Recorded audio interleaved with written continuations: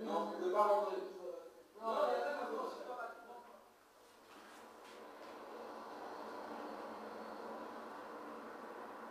L'année 2005, on s'est dit avec les potes, on va partir en soirée au Trébuchet. Il y avait un bus gratuit quoi, à la gare. On l'a pris, il était rempli quoi, dans le bus. Il y avait beaucoup de monde. Après, on arrive devant le portier, il nous dit c'est vrai qu'il est habitué, qu'il doit rentrer.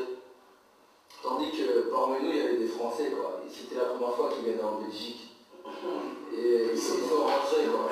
Et nous, ils nous ont dit qu'il est habitué.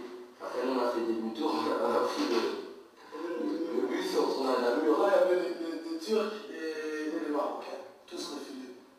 Allez. Et dans le bus, on criait, on chantait à nous dans tout le bus. On fumait. Même là, on passait bien un nouvel an. Quand on a vu que c'était 3, 2, 1, 0, boum, boum, boum, boum. Pour moi, c'est pratique parce que ça donne envie. Ça donne, non, ouais, mais pour la consommation, c'est vrai que tu non, tu rentres pas. Et là, toi, tu t'excites quand tu parles. Écoute-moi quand je parle. Tu vois tous les étrangers rentrent pas. Tu te dis quoi dans la tête? Non, mais ça c'est. Non, mais toi, maintenant, je me dis, moi, qu'est-ce que tu penses là maintenant? Qu'est-ce que tu en dis? Si je vois tous les étrangers qui rentrent pas, je dis il y a deux options. Soit le type est raciste, ou soit il se dit putain, lui si je veux rentrer, je vais attendre après. D'accord, je vais faire la merde.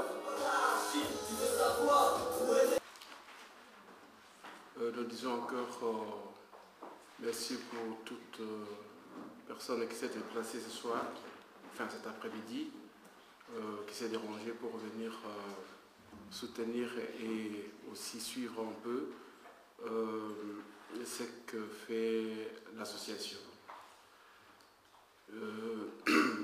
Sur ce que nous venons de voir, je crois que tout le monde a eu l'occasion de suivre un peu quel est le problème qu'il y a. Sinon, ce que je voudrais dire aussi, préciser au départ, c'est de dire que nous avons pris l'échantillon de ce qu'il y a parmi les phénomènes de ce que vous venez de voir à la délinquance de Gênes.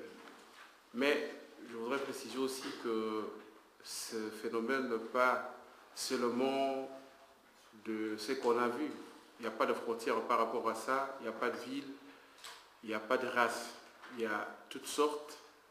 Mais seulement cette fois-ci, on a pris l'échantillon de ce qui nous a été présenté, ce qu'on a voulu aussi, surtout rapprocher par rapport à la mission que s'assigne l'association d'informer et au départ informer, aider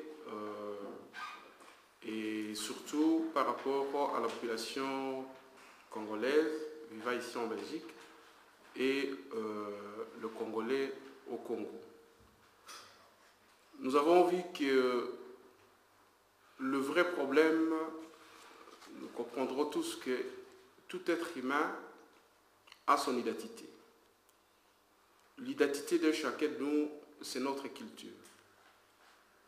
Et quand on regarde ce que disent dans beaucoup de leurs reformulations, je retiendrai lorsqu'ils disent « les parents africains sont fiers ». Ils ne disent jamais à leurs enfants que je t'aime. Qu'est-ce qui se passe par là? Je crois que c'est un problème de susceptibilité, de se dire, je dirais aussi, se sentir mal aimé ou mal être. Mais quel est le problème vraiment que nos enfants arrivent à sombrer dans des situations pareilles? Quelque chose que je ne partage pas souvent avec beaucoup de gens, je dis l'identité culturelle est génétique. Génétique, pourquoi? Parce qu'on se rend compte que même dans l'immigration ou de familles issues de l'immigration, mais il y en a qui sont nés ici ou qui sont venus il y a 30 ans. Mais qu'est-ce qui se passe? Qu'il y a ce sentiment toujours de se dire « je ne suis pas peut-être considéré dans la société d'accueil ». Eh bien, ce n'est pas sans émotion, moi, que j'ai revu ce film. J'avais l'impression d'avoir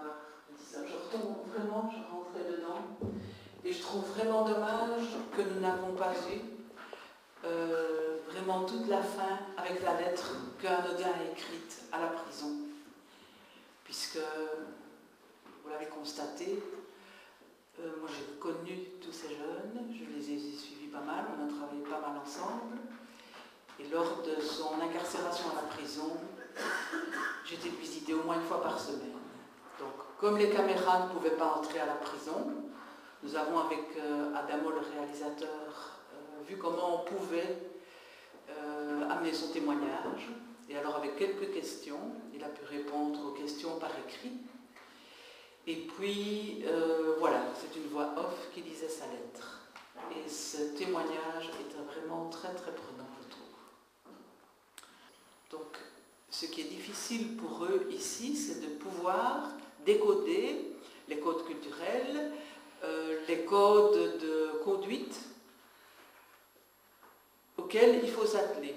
Et comme ils le disent très bien dans le film, ils rencontrent des jeunes qui, eux, bravent les codes, et comme ils ont l'impression qu'ils ont de la personnalité, ils les suivent et ils imitent.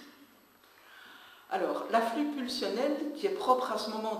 Je suis très interpellé par les phénomènes des bandes urbaines parce que au bout de 13 ans de pratique du droit pénal étranger et jeunesse ici au barreau de Bruxelles, c'est un phénomène qui m'interpelle encore aujourd'hui. Les phénomènes des bandes urbaines, et là j'aimerais tout particulièrement viser les bandes africaines, parce qu'il y a d'autres bandes, on remarque qu'il y a eu un virage assez étonnant même d'ailleurs, dans le courant des années 90. Parce que, qu'est-ce qu'on constate à Bruxelles, c'est que la délinquance qui pose problème au sein de la communauté africaine, c'est une délinquance qui concerne les majeurs.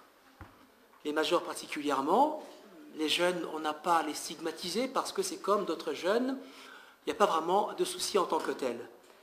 Délinquance des majeurs qui va toucher des phénomènes liés au faux, usage de faux, escroquerie et en matière de stupéfiants. Et puis, après les événements dans les pays des Grands Lacs, notamment les génocides rwandais, on va rencontrer des enfants, des jeunes en Belgique, qui sont appelés enfants soldats. Et là, je pense vraiment qu'on assiste à la naissance des bandes urbaines. Alors, au niveau du parquet de Bruxelles, vous avez un fichier, le parquet a établi un fichier qu'on appelle BU, bandes urbaines, et vous avez des noms qui reviennent, 1140, Versailles, Simonis, Finesse, Mafia africaine, Stevenberg, Black Wolf, je peux continuer la liste, ainsi de suite. Mais c'est pour vous dire que il s'agit, comment est-ce qu'on va arriver à comprendre qu'on a affaire à une bande urbaine, c'est que le parquet va établir un certain critère, un nombre de critères, je dirais, de certains délits qui sont essentiellement commis en groupe. Viol, attentat à la pudeur, viol avec violence, braquage, stupéfiant, et en marge de ça, on va découvrir quand même une certaine oisiveté, déscolarisation, voire un chômage ou bien l'aide sociale. Donc je pense à ce qui est marge du CPAS. Alors, une dominante dans ce phénomène, c'est que parmi ces différentes bandes, on va noter tout particulièrement une volonté à vouloir à tout prix défendre un territoire. Alors, en 2006, j'étais l'avocat de la défense devant la cour d'assises de Bruxelles dans le procès du meurtre de Lionel, si ça vous dit encore quelque chose. Et là, c'est très parlant de voir que pour une histoire de fréquentation d'une boîte de nuit, parce que vous avez mis vos pieds à une boîte de nuit qui est fréquentée par notre bande, donc vous n'avez pas le droit d'y mettre vos pieds, des jeunes qui arrivent à se bagarrer à l'extérieur avec des couteaux, et ça se termine en meurtre.